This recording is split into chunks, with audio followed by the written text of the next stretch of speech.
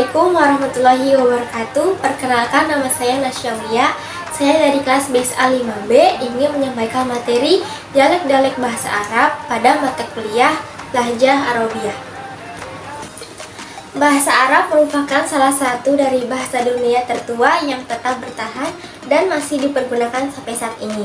Ia telah tersebar ke seluruh penjuru dunia, bahkan telah banyak dijadikan sebagai bahasa resmi banyak negara di masa kejayaan Islam dulu. Sisa-sisa pengaruhnya masih bisa ditemukan dalam bahasa-bahasa dunia yang masih berlaku saat ini, seperti bahasa Inggris, bahasa Jerman, India, Indonesia, dan sebagainya. Karena tersebar luasnya juga interaksinya yang intens dan panjang dengan berbagai bahasa dan budaya lain, maka sangat sulit bahkan tidak mungkin untuk tetap mempertahankan keutuhan bahasa Arab yang semula tanpa memunculkan dialek-dialek. Dialek Amiyah sebagai bahasa bersama atau umum, dalam kurung al-lughah al-mushtarakah. Bahasa Arab terbagi menjadi dua kelompok besar, yaitu bahasa Arab Fusha dan bahasa Arab Amiyah. Bahasa Arab Fusha merupakan bahasa resmi yang banyak dipergunakan dan dipahami oleh semua orang Arab. Ia dipergunakan dalam forum-forum resmi, bidang kebudayaan dan ilmu bahasa puisi, dan prosa, surat kabar, serta buku-buku bahasa Arab. Bahasa Arab Fusha ini berasal dari salah satu dialek pemenang, satu dialek yang paling berkuasa di antara dialek-dialek bahasa Arab yang ada, yaitu dialek Rois. Kemudian selanjutnya bahasa Arab Amiyah. Bahasa Arab Amiyah merupakan bahasa-bahasa yang dipergunakan dalam kehidupan sehari-hari, bukan bahasa dalam form resmi atau ilmiah. Ia adalah dialek-dialek yang terdapat atau berasal dari bahasa Arab. Dialek-dialek ini adalah ragam bahasa yang memiliki ciri khusus yang berbeda dengan ragam-ragam bahasa Arab lainnya. Namun, semua ragam bahasa itu tetap memiliki ciri umum yang menyatukan semuanya dalam satu bahasa, yaitu bahasa Arab.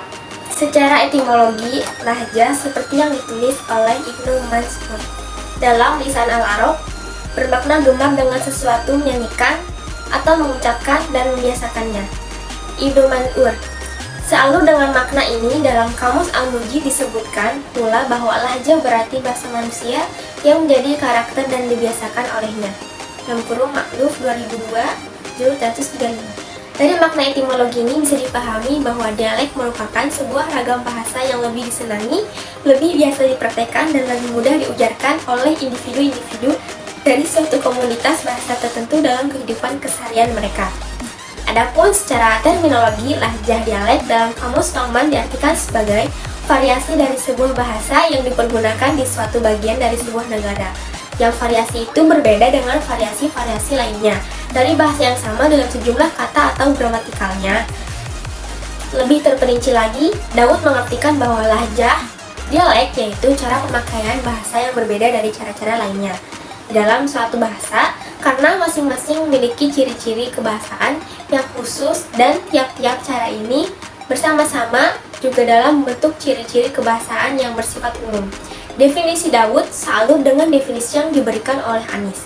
Sebagaimana Daud mengakuinya bahwa dialek adalah kumpulan sifat-sifat kebahasaan yang dihubungkan dengan lingkungan tertentu, yang dalam sifat-sifat ini semua individu dari lingkungan tertentu ini bersekutu. Kemunculan berbagai macam dialek secara umum, ada satu faktor mendasar yang menyebabkan timbulnya berbagai macam dialek dalam satu bahasa, yaitu tersebar luasnya suatu bahasa dan dipergunakannya oleh banyak orang. Seperti yang dijelaskan oleh Wafi, sudah menjadi ketentuan dalam Undang-Undang Bahasa bahwa ketika sebuah bahasa telah menyebar luas dan dipergunakan oleh berbagai macam kelompok manusia, maka mustahil bagi bahasa tersebut untuk tetap menjaga keutuhan atau kesatuan bahasanya yang semula untuk jangka waktu yang lama. Waktu bahasa tersebut tidak lama lagi pasti akan bercerai-berai menjadi berbagai macam dialek. Setiap dialek pun selanjutnya berkembang melalui jalan yang berbeda-beda. Meskipun faktor ketersebaran bahasa ini tidak secara langsung mempengaruhi perceraian suatu bahasa menjadi berbagai macam dialek, tapi faktor ini memberikan celah untuk timbulnya berbagai macam faktor lain yang mengantarkan ke akibat ini. Selain faktor mendasar ini, terdapat faktor-faktor lain yang begitu berpengaruh, yaitu faktor politik, sosial, geografis, dan kebudayaan. Faktor politik sangat berpengaruh terhadap perkembangan bahasa. Hal ini bisa dibuktikan ketika sebuah negara terbagi-bagi menjadi wilayah-wilayah kecil yang berdiri sendiri. Pupusnya, kesatuan politik ini berimbas pada kehilangannya kesatuan pola pikir dan bahasa yang sama, sehingga menimbulkan dialek-dialek yang berbeda. Demikian juga halnya ketika negara menetapkan untuk memilih sebuah bahasa untuk dijadikan sebagai bahasa resmi yang akan dipergunakan dalam bidang-bidang seperti kebudayaan, ilmu, dan sastra. Bahasa resmi yang dipergunakan oleh semua kalangan akan menjadi sistem bahasa yang fasih, yaitu fusha.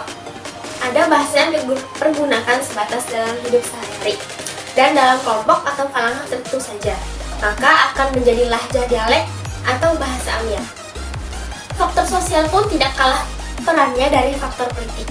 Dalam menimbulkan dialek-dialek, orang-orang yang tinggal dalam satu masyarakat bisa berbeda-beda dalam status pendidikan, pekerjaan. Perbedaan ini meletakkan mereka dalam satu level yang berbeda dengan level lainnya.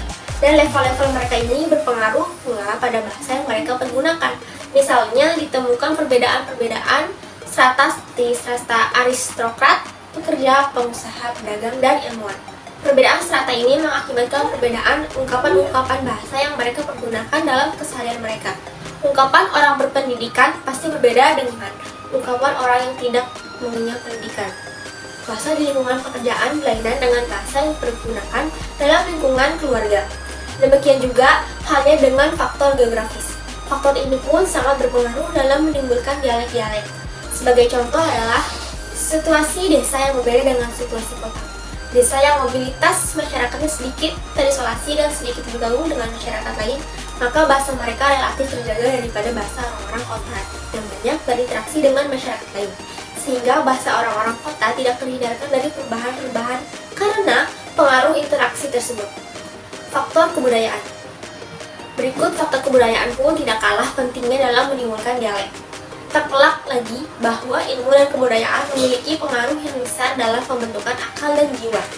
Pembentukan ini akan berpengaruh juga dalam bahasa yang dipergunakan oleh manusia.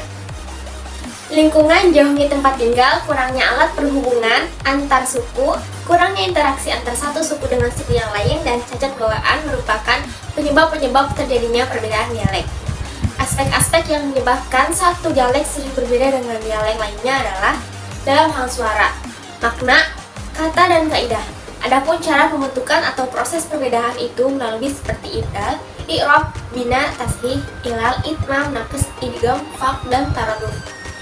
Dialek-dialek bahasa Arab yang dianggap buruk dan celak adalah af-afah, anghamah, syansyanah, wantumtamah, an-anah, kashkashah, wahum qat'a, lak-lakanah, dan istinto. Dialek bahasa Arab yang paling menonjol dan mengalahkan dialek-dialek yang lain adalah dialek Quraisy. Kemenangan dialek Quraisy ini karena didukung oleh beberapa faktor seperti agama, ekonomi, politik, dan kekayaan bahasa yang dimiliki oleh dialek Quraisy itu sendiri. Dialek-dialek yang terdapat dalam bahasa Arab bisa dikelompokkan menjadi 5 kelompok besar, yaitu kelompok dialek-dialek Hijaz, Najd, Syria, Irak, Mesir, dan Maroko. Mungkin cukup sekian materi yang saya sampaikan, kurang lebihnya mohon maaf. Wassalamualaikum warahmatullahi wabarakatuh.